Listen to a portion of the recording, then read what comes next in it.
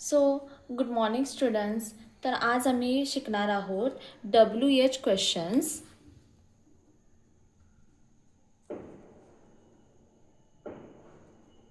जे तुम्हाला कोणत्याही प्रकारचे वर्ड्स किंवा प्रश्न विचारायचे असतील तर तुम्ही हे WH क्वेश्चन्स यूज करू शकता. WH क्वेश्चन्समध्ये वॉट, वेन, whom, वाय, परत when, which, who, how many, how much, how far, how often ह्या सगळ्या वर्ड्स ह्या WH क्वेश्चन्समध्ये येतात. तर आज आम्ही वन बाय वन त्याचे सगळ्यांचे एक्सप्लेनेशन बघूया. तर पहिलं आहे वॉट. आता वॉट म्हणजे काय?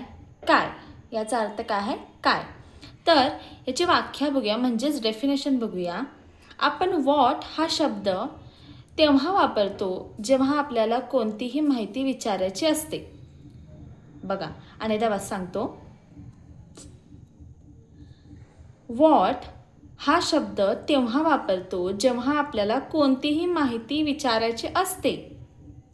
जसं की मी तुम्हाला सांगते, आपल्याला एखाद्याचं नाव विचारायचं आहे किंवा कोणती गोष्ट काय आहे हे विचारायचं असेल किंवा समोरची व्यक्ती काय करत आहे हे विचारायचं जर असेल तेव्हा आम्ही वॉट म्हणजेच काय हे शब्द वापरतो. तर ह्याचं स्ट्रक्चर एकदा आम्ही बघून घेऊया. स्ट्रक्चर काय येणार आहे? WH वर्ड म्हणजेच वॉट प्लस हेल्पिंग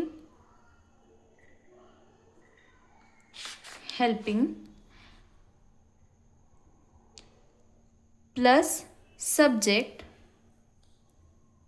आणि प्लस वर्ब. आता हे जे बाकीचे वर्ड्स आहेत हे हेल्पिंग वर्ड, सब्जेक्ट आणि वर्ब हे मी तुम्हाला नेक्स्ट व्हिडिओमध्ये सांगेन. पण पहिला आम्ही ह्याचं स्ट्रक्चर आम्ही पाहिलं आहे. म्हणजेच WH क्वेश्चनचं स्ट्रक्चर काय आहे ते आम्ही एकदा बघून घेऊया. मी तुम्हाला नंतर सगळं समजावून सांगेन. त्याच्यामध्ये आपण एक एक्झाम्पल बघूया.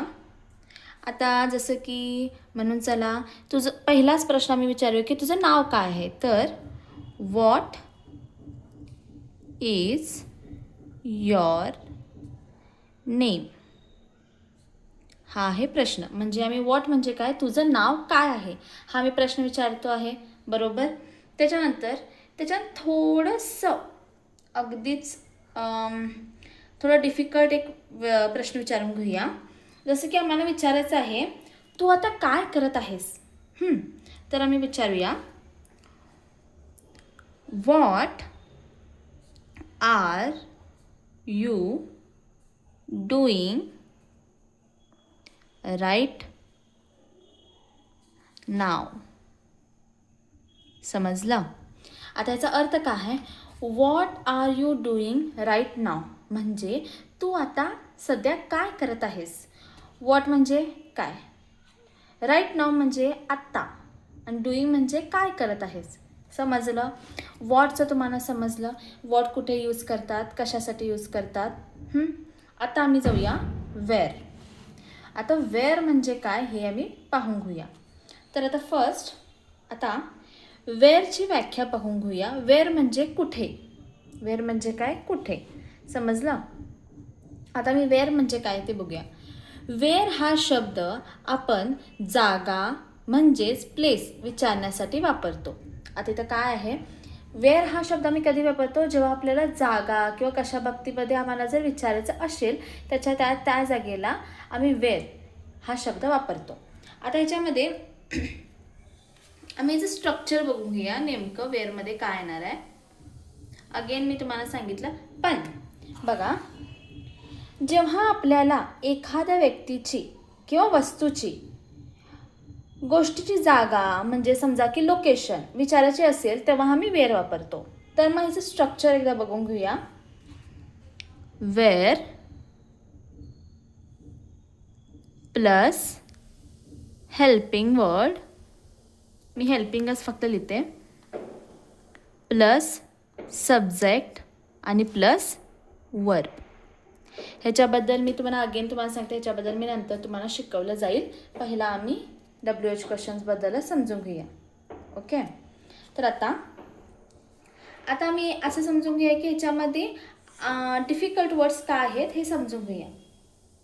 म्हणजे जसं की आता बघा, तुम्हाला कोणत्या तरी प्लेसबद्दल विचारून घ्यायचं आहे. जसं की आता हे प्लेस कुठं आहे, हे कुठं पडतं, हे जेव्हा आम्ही विचारतो कुठल्याही व्यक्तीला, तेव्हा आम्ही वेअर हा शब्द यूज करतो. तर आता त्याच्यामध्ये एक एक्झाम्पल बघून घेऊया. पहिला सध्या एक इझीमध्ये तुम्ही आता कोणत्याही फ्रेंडला विचारतो कुठे राहतेस, जेव्हा तुमचे नवीन कुणाशी तरी एक परिचय होतो तेव्हा आम्ही त्यांना विचारतो ना तुम्ही कुठं राहतेस म्हणून.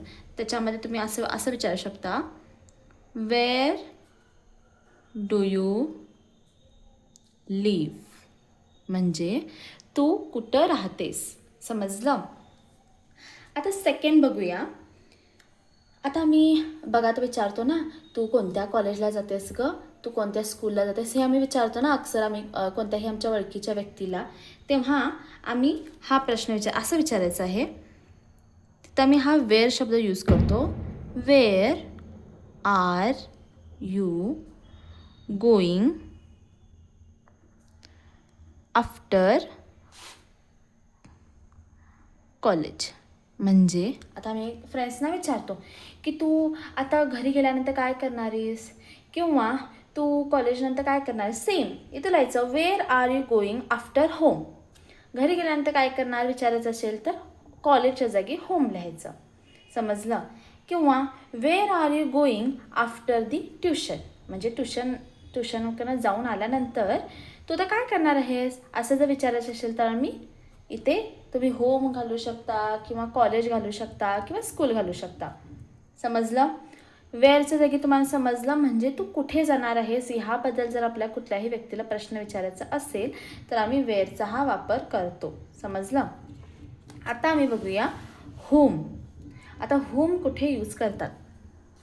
आता होमचे पहिला वाक्य बघून घेऊया. होम म्हणजे कोणाला, कोणाला. कळालं. आता ह्याचं मिनिंग बघूया. होम हा शब्द आपण त्या व्यक्तीसाठी वापरतो ज्यावर ॲक्शन होते. आता बघा ह्याचा अनेकदा वाचूया. होम हा शब्द आपण त्या व्यक्तीसाठी वापरतो ज्यावर ॲक्शन होते. आता प्रत्येकाला असं समजलं असेल की म्हणजे नेमकं काय आहे, होम कुठे यूज करतात.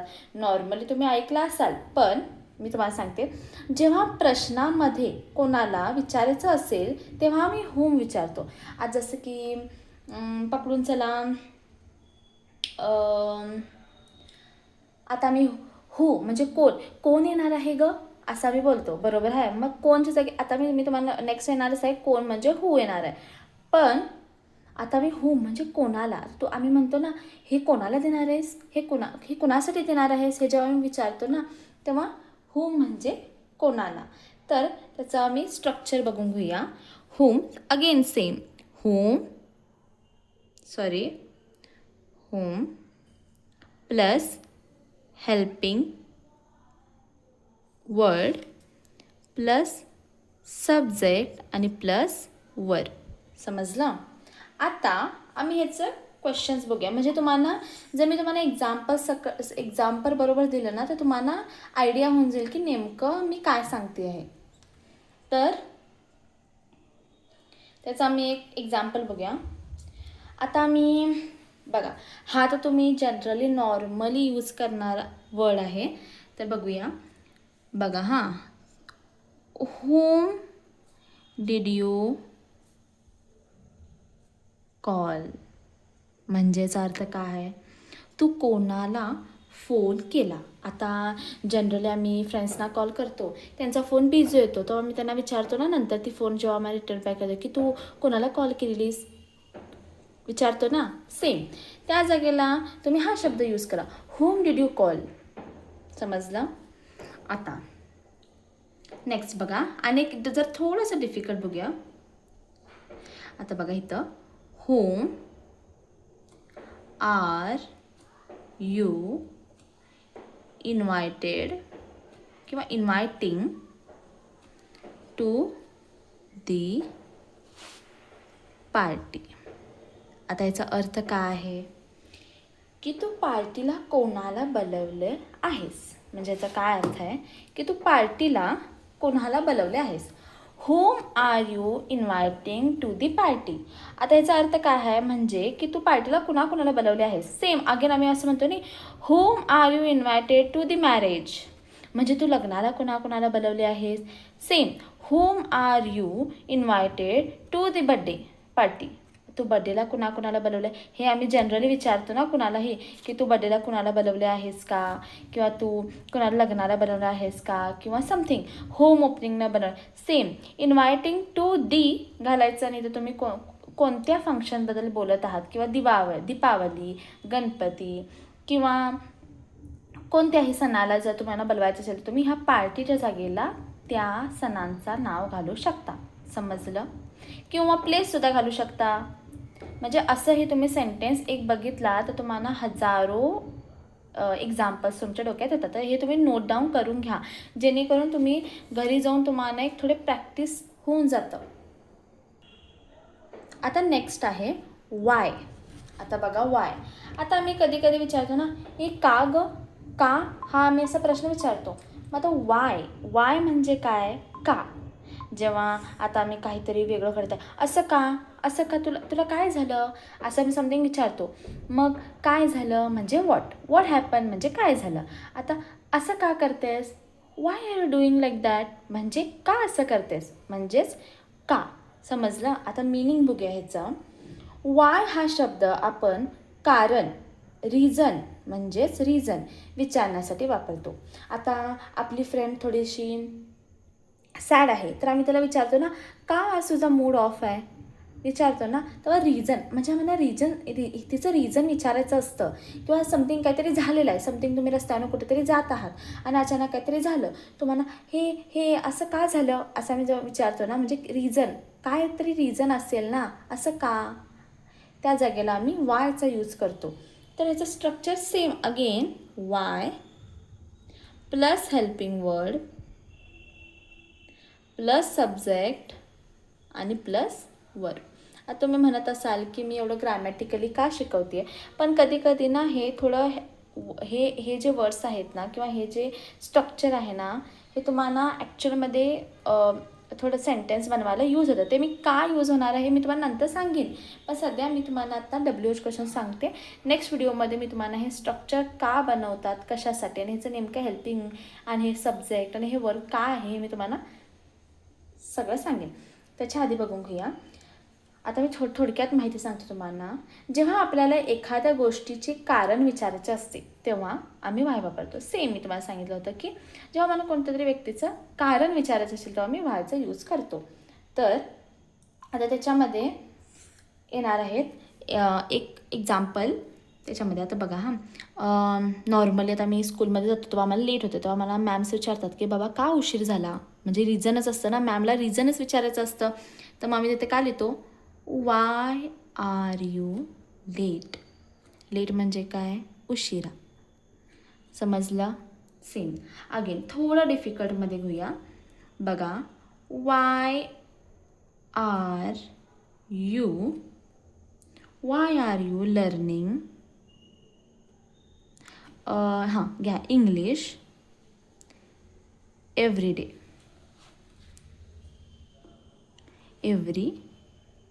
डे. आता याचा अर्थ काय आहे की तू रोज इंग्लिश का शिकत आहेस. कळलं. म्हणजे तुम्हाला आता समजा एक तुमची फ्रेंड आहे, ती समजा काहीतरी शिकत आहे, आम्ही विचारतो ना, हे तू का शिकत आहेस ग. मग why are you learning this skill, तू का शिकत आहेस. आम्हाला रिझन पाहिजे असतं ना की ते नेमकं का शिकायले. त्या जागेला आम्ही काय वापरतो, वाय. म्हणजे समजलं. आता आम्ही नेक्स्टला जाऊया. वेन. आता वेन म्हणजे काय, आता तुम्हाला वेनची व्याख्यासुद्धा सांगते आणि ते का यूज होतं ते तुम्हाला सांगते. आता बघा, वेन म्हणजे कधी. विचारतो कुठेतरीच असेल, कधी जायचं आहे का विचारतो ना. सेम इथे बघा, वेन हा शब्द आपण वेळ म्हणजेच टाईम विचारण्यासाठी वापरतो. वेळ किंवा आता जनरली आम्ही म्हणतो की कधी जायचं आहे, म्हणजे ऑब्व्हियसली आम्ही टाईमबद्दलच विचारतो, म्हणजे किती वाजता जायचं आहे. सेम, कधी जायचं आहे या जागेला आम्ही वेनचा यूज करतो. आता याचं structure again same, Wien plus helping plus subject आणि प्लस वर्ब. समजलं? आता बघा, जेव्हा आपल्याला एखादी गोष्ट कधी झाली, कधी होणार आहे हे विचारायचं असतं, तेव्हा आम्ही वेनचा वापर करतो. समजलं? म्हणजे जसं पकडा की एखादा इव्हेंट कधी आहे हे विचारण्यासाठी, जसं की आता अगं ते लग्न कधी आहे गं हे विचारतो ना, सेम. आता पकडा कोणीतरी कधी आला किंवा गेला हे विचारण्यासाठी, तो केव्हा आलेले तुमचे पाहुणे, कधी गेले, असं जेव्हा विचारतो ना, सेम. किंवा असं पकडा की फ्युचरमध्ये काही कधी होणार आहे हे विचारण्यासाठी, हे कधी होणार आहे समथिंग. समजलं ना तुम्हाला? कधी यूज हा त्या जागेला हे यूज करतात. तर मी तुम्हाला एक्झाम्पल दिलं तर तुम्हाला बेटरली अंडरस्टँड होईल की नेमका आम्ही कधी कुठे यूज करतो. तर आता बघा, आता जनरली नॉर्मली तर गर्ल्स हा सेंटेन्स विचारतात जेव्हा तुमची फ्रेंड्सची नवीन ओळख होते, तिच्याशी बोलायला लागतात, तेव्हा आम्ही विचारतो की तुझा बड्डे केव्हा आहे गं, कधी आहे गं हे विचारतो ना, सेम. मग इथं तुम्ही काय लिहायचं, Wien is your birthday, Wien is your birth day, असं विचारतो ना आम्ही, सेम. आता पकडा की तुमच्या फ्रेंड्सचं लग्न आहे, वेन इज युअर मॅरेज विचारतो. किंवा त्याच्या भावाचं लग्न आहे, Wien is your brothers marriage, म्हणजे तुझं लग्न केव्हा आहे, किंवा त्यांच्या घराची ओपनिंग आहे, तर Wien is your home ceremony किंवा होम ओपनिंग विचारतो ना, सेम. आता अनेक थोडंसं बघूया. बघा हां, आता Wien will you complete, when will you complete your degree. आता बघा हे काय, when will you complete your degree. आता म्हणजे जसं की आता सेम अगेन, आता इथे तुम्ही when will you complete your college, when will you complete your PUC, म्हणजे तू तुझी जसं की आता बघा हां, त्याचा अर्थ काय होते, तू तुझं कॉलेज, आता ह्याचा अर्थ मी सांगते, Wien will you complete your degree, म्हणजे तू तुझी डिग्री केव्हा संपली असं विचारायचं आहे. म्हणजे आम्हाला विचारत आहे ना आम्ही कोणाला तरी, किंवा आम्ही त्याला विचारायचं की तुझी ह्याच्यामध्ये अर्थ काय आहे, Wien will you complete your degree, म्हणजे तू तुझी डिग्री कधी पूर्ण करणार आहेस विचारतो, बरोबर, सेम. आता आम्ही जाऊया विचच्या साईडला. आता बघा, विच म्हणजे काय, कोणता. आता कोणाला तिची चॉईस विचारायची, इथे व्याख्यामध्ये आहेच. विच आपण निवड म्हणजे चॉईस करण्यासाठी वापरतो. चॉईस हा शब्द अंडरलाईन करून घ्या.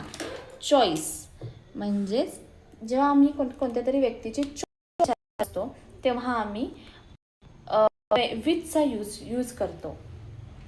त्याची व्याख्या बघून घेऊया. व्याख्या तर आम्ही समजलेलं आहे. अगेन सेम स्ट्रक्चर सुद्धा सेम होणार आहे. विच, हेल्पिंग,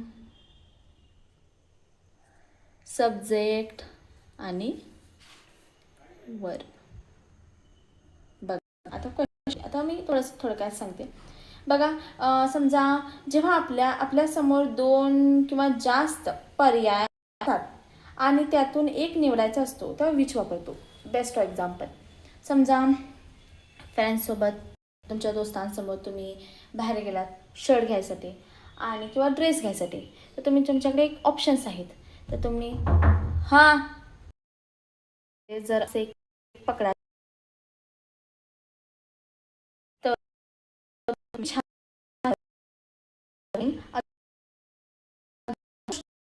एक घेण्यासाठी सेम कोणता योग्य किंवा हे विचारण्यासाठी अगेन कधी यूज करतो, विच हा शब्दाचा यूज करतो. क्वेश्चन, फर्स्टवालं. तर पहिलंवालं, which colour do you like. Which colour do you like म्हणजेच तुला कोणता कलर आवडतो. म्हणजेच विच म्हणजे काय, कोणता. कोणता तरी विचार मी यूज करतो विच. थोडंसं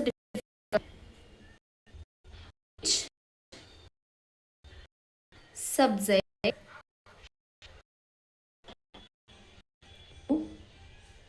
गोइंग टू चूज. म्हणजे इथे तुम्ही बघा, which subject are you going to choose म्हणजे तू कोणता सब्जेक्ट निवडणार आहेस. Again same, which dress are you going to choose. Same, which colour are you going to choose. Same, which college are you going to choose म्हणजे कोणतं college तू निवडणार आहेस, कोणतं ड्रेस तू निवडणार आहे.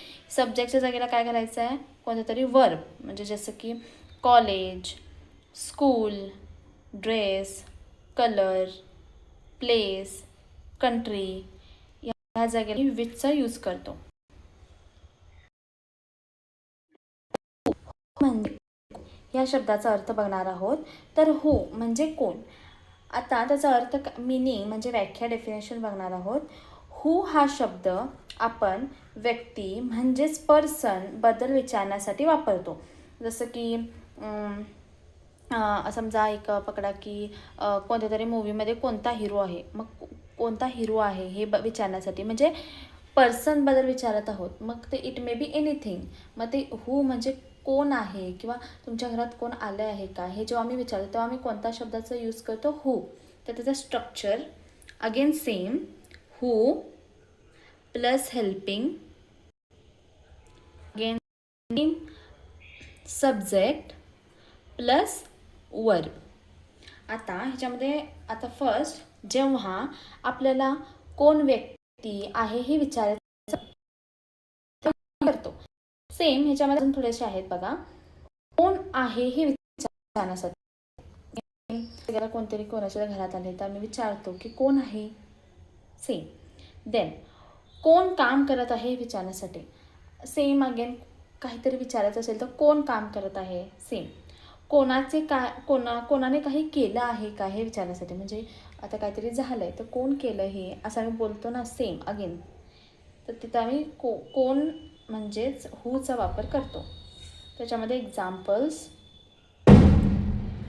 Examples who is your friend किंवा best friend म्हणू शकता. तुम्हाला व्यक्तीबद्दल अगेन सेम आणि फक्त व्यक्ती पर्सनबद्दलच विचारलं जातं म्हणजे कोण आहे, कोणती व्यक्ती. सेम, हू हे कोणत्याही प्लेसबद्दल विचारलं नसतं, फक्त पर्सन. जसं की who is a prime minister of India. Same म्हणजे आम्ही पर्सनबद्दल, प्राईम मिनिस्टर पर्सन आहे मग पर्सनबद्दल विचारण्यासाठीच आम्ही हूचा वापर करतो.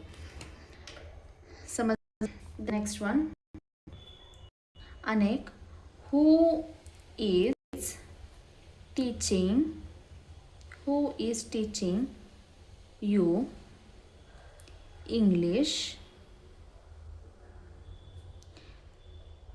आणि ह्याच्यात काय आहे की इंग्लिश तुम्हाला कोण शिकवत आहे म्हणजेच हू. इथं पर्सनबद्दल विचारत आहे. Same, who is teaching you English समजलं. किंवा who is teaching you dance, who is teaching you cooking. मग तुमचा आन्सर मॉम. सेम. अगेन ही बी बोलू शकता की who is teaching you to drape the sari म्हणजे तुम्हाला साडी घालायला कोणी शिकवलं. सेम अगेन त्या पर्सनबद्दल जर आम्हाला कोणतं तरी विचारायचं असेल तर आम्ही हू हा शब्द वापरतो. Then next how. आता हाऊ आहे कसा.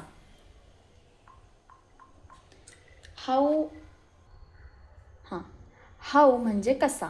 ह्याचं मिनिंग आहे हाऊ हा शब्द आपण कृती किंवा कशी होते म्हणजेच मॅनर्स, स्थिती, कंडिशन विचारण्यासाठी वापरतो. फॉर एक्झाम्पल बघा, जेव्हा आपल्याला एखादी गोष्ट कशी होते किंवा कशी केली जाते हे विचारायचं असतं तेव्हा आम्ही हाऊ हा शब्द वापरतो. फॉर एक्झाम्पल, कोणीतरी आजारी आहे तर आम्ही कसं विचारतो, तुझी तब्येत विचारण्यासाठी, म्हणजे तुझी तब्येत कशी आहे हे विचारण्यासाठी. सेम काही कसं करायचं हे विचारणे. समथिंग तुम्हाला कोणती तरी रेसिपी पाहिजे तर आम्ही विचारतो कसं करायचं असतं. अगेन सेम हाऊ हा शब्द तिथे सुद्धा यूज करतो. किंवा क्वालिटी किंवा कंडिशन्स काहीतरी विचार, तुझी हे तू कसं करतेस, किंवा समथिंग कोणीतरी एक मॅथ्स सॉल्व करते एकदम परफेक्टली तर आम्ही त्याला विचारतो की हे तू कसं सॉल्व करतेस. अगेन सेम हाऊ हा यूज करतो आम्ही. तर सेम ह्याचं स्ट्रक्चर पण how plus helping plus subject आणि प्लस वर्ब. त्याचं आता एक सेंटेन्स.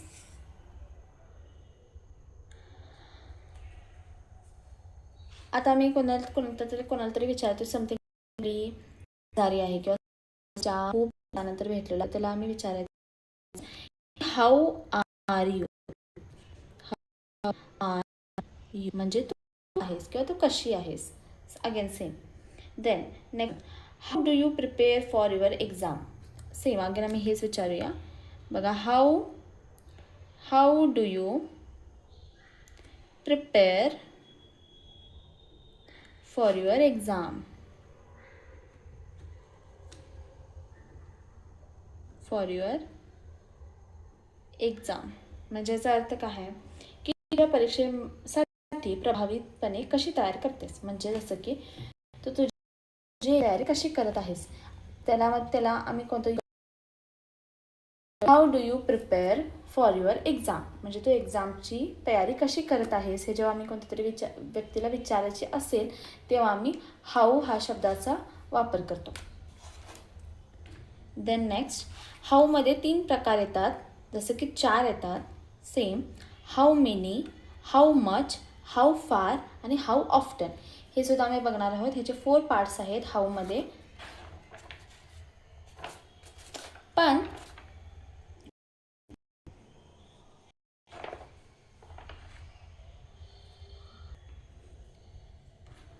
तर आम्ही आता हाऊ मेनी हे बघणार आहोत.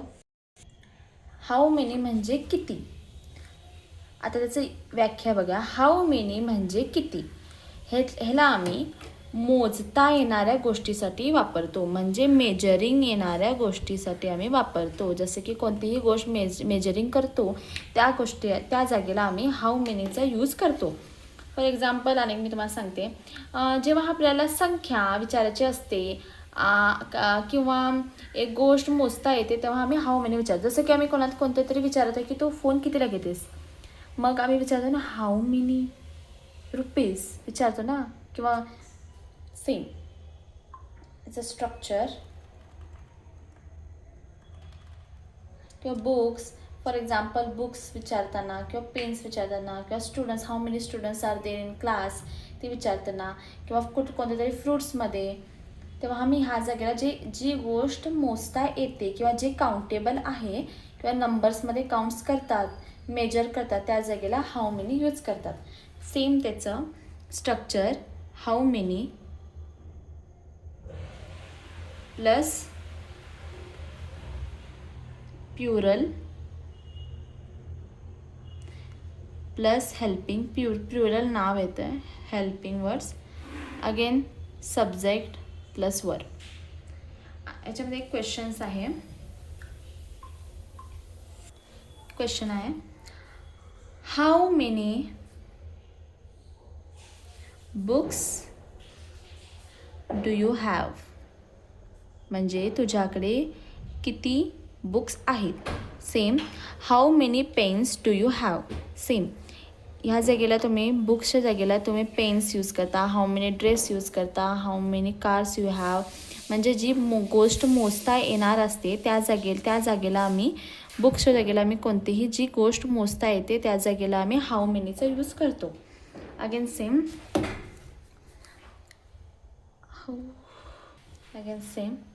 How many students are practising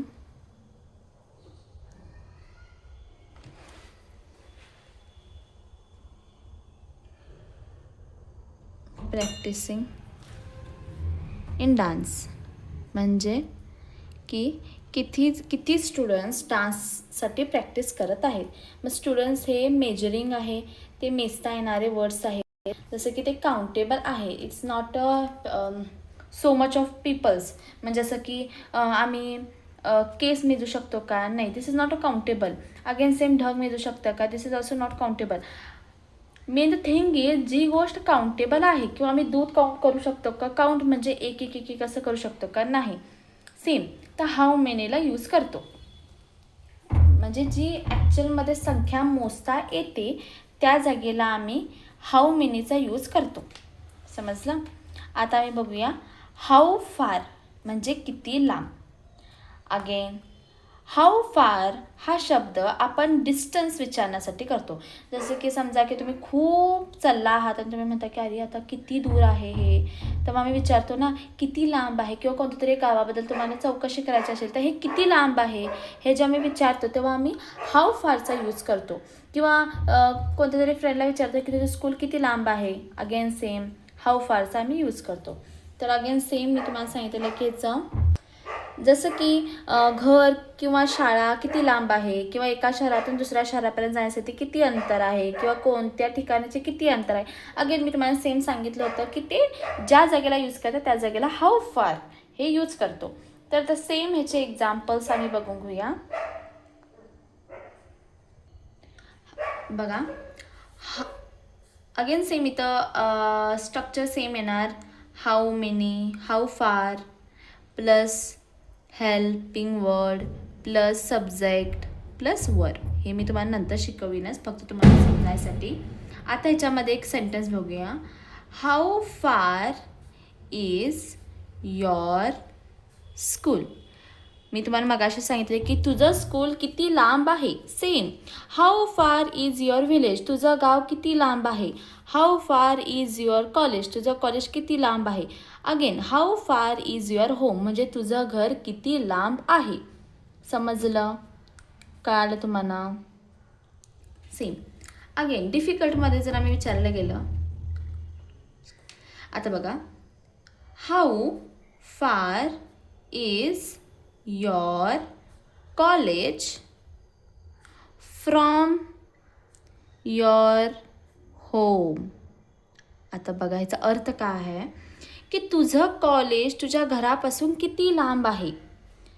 तुझं कॉलेज तुझ्या घरापासून किती लांब आहे आम्ही विचारतो generally. Same how far is your college from your home. आता अनेक same how far is your school from your home. किंवा कोणत्या तरी जागेला जात आहात, समथिंग कोणत्या तरी प्लेसला जात आहात, समथिंग तुम्ही कोणत्या तरी मंदिरला जातात. तर असं विचारू शकता की आम्ही जनरली विचारतो की ते मंदिर माझ्या घरापाशीच आहे किंवा घराजवळच आहे. तर आम्ही इंग्लिशमध्ये विचारायचं असेल तर कसं विचारायचं. How far is temple from your home. Your temple म्हणायचं नाही. मी थोडं कन्फ्युजिंगमध्ये आता सेम म्हणत होते पण एकदा मला रिअलाईज झालं. युअर टेम्पल नाही लिहायचं इथं. युअर म्हणजे तुझं मंदिर तर तसं होऊ शकत नाही. मग मी काय लिहायचं how far is temple from your home म्हणजे मंदिर तुझ्या घरापासून किती लांब आहे. समजलं? आता लास्ट व्हिडिओ खूप मोठा झालेला आहे पण अजून थोडंसं लास्ट आहे. एकच उरलेलं आहे. लास्ट हाऊ ऑफ्टन म्हणजे किती वेळा. आता मी म्हणतो ना बाबा तुला किती वेळा समजावून सांगायचं. बाबा किती वेळा येतात ते पाहुणे किंवा आम्हाला कोणतरी पाहुणे घराला किती वेळा येतात ते पाहुणे असं मी म्हणतो ना जनरली म्हणतो. तेव्हा ह्याचं मिनिंग बघा. हाऊ ऑफ्टन हा शब्द आपण फ्रिक्वेंटली म्हणजे वारंवार विचारण्यासाठी वापरतो. अगेन सेम ह्याचं हाऊ ऑफ्टन येणार प्लस हेल्पिंग प्लस सब्जेक्ट आणि प्लस वर्ब. हे मी तुम्हाला अगेन नंतर सगळं सांगते. तुम्ही म्हणशील की मी हे रफली का लिहिते पण ह्याचं मी तुम्हाला अगेन नेक्स्ट व्हिडिओमध्ये. तर आता बघा हाऊ ऑफ्टन, हे थोडंसं लक्ष द्या, लास्ट आहे, प्लीज बोर होऊ नका. बघायचं काय आहे, जेव्हा आपल्याला एखादी गोष्ट किती वेळा होते किंवा किती वेळाने करतो हे विचारायचं असतं, तेव्हा मी हाऊ ऑफ्टन हा शब्द यूज करतो. फॉर एक्झाम्पल, रोज, आठवड्यातून, महिन्यातून किती वेळा, किंवा सवय विचारण्यासाठी किती वेळा हेच करते. आता कोणाची तरी सवय असते की समजा 10 वेळा त्यांना पाणी प्यायचं असतं, आम्ही विचारतो ना किती वेळा पाणी पितेस, किंवा समथिंग किती वेळा तू असं करतेस, आम्ही विचारतो ना. नॉर्मली कोणाची तरी सवय किंवा रुटीन ॲक्टिव्हिटी विचारण्यासाठी, जसं की तू हे किती वेळा करतेस, किंवा समथिंग कोणीतरी आपल्या देवाची माळ जपत आहे, तू हे माळ किती वेळा जपतेस दिवसभरात, हे आम्ही विचारतो. किंवा ती कोणतीतरी व्यक्ती मंदिरला जात आहे, तू किती वेळा जातेस मंदिरला, किंवा ती कुठेतरी बाहेर जाते, तू बाहेर किती वेळा जातेस, असं म्हणजे किती वेळा हे विचारतो, तेव्हा आम्ही हाऊ ऑफ्टन हा शब्द आम्ही यूज करतो. तर ह्याचे क्वेश्चन्स बघा. तिथं जसं की एक आम्ही समजा पकडा आमच्या कॉलेजमध्ये किंवा स्कूलमध्ये कोणतरी व्यक्ती राहते, जास्त स्कूलला येत नाही, तर आम्ही त्याला कसं विचारतो, how often do you go to college. School घालू शकता, चालेल. ह्याचा अर्थ काय आहे, तू कॉलेजला किती वेळा जातोस. आता आम्ही विचारतो ना, अजिबातच जात नसतात कॉलेजला, तर आम्ही विचारतो तू कॉलेजला जातोस की नाही, किती वेळा जातोस तरी सांग.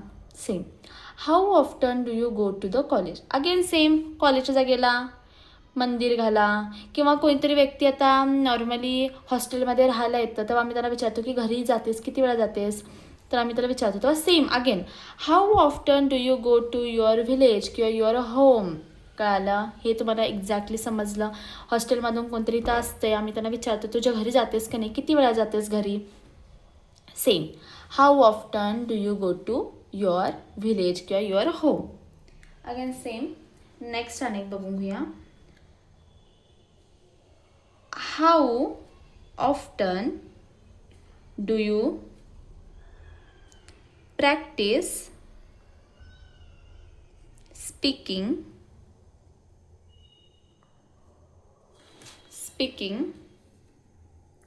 इंग्लिश. पकडा, इंग्लिशच घेऊया, इंग्लिश ॲट होम. आता याचा अर्थ काय आहे, खूपच मोठं सेंटेन्स झालं, पण याचा अर्थ खूप सोपा आहे.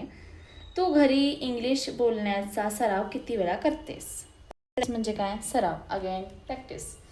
त्याचं काय आहे, how often do you practice speaking English at home. म्हणजे तू इंग्लिश बोलण्याचा सराव किती वेळा करतेस घरी. तर अगेन सेम, आम्ही पकडा, how often do you practice dance at home. म्हणजे तू डान्स किती वेळा घरी करतेस. किंवा कोणतरी व्यक्ती खूप व्हिडिओज बनवण्यामध्ये आहे, तर आम्ही त्याला विचारतो, how often do you dance, किंवा how often do you make reels at home. म्हणजे तू किती वेळा रील्स बनवतेस. किंवा एकमेकांना असतं ना, फोटोज काढायचे खूप शॉक्स असतात, तर आम्ही त्यांना कसं विचारायचं, कोण जे फोटोजेनिक किंवा स्नॅप काढण्यामध्ये खूप इंटरेस्टेड आहेत, त्यांना आम्ही कसं विचारायचं, हाऊ ऑफ्टन डू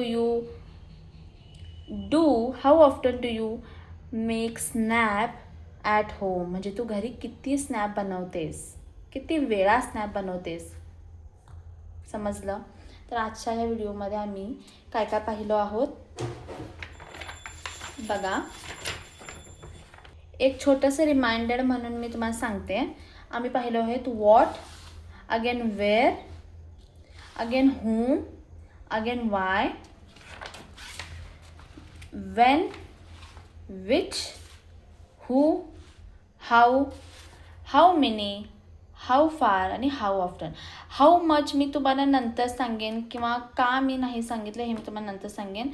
तर आय थिंक तुम्हाला हा व्हिडिओ आवडला असेल. तर तुम्हाला व्हिडिओ खरंच आवडला असेल तर प्लीज लाईक, शेअर आणि सबस्क्राईब करा.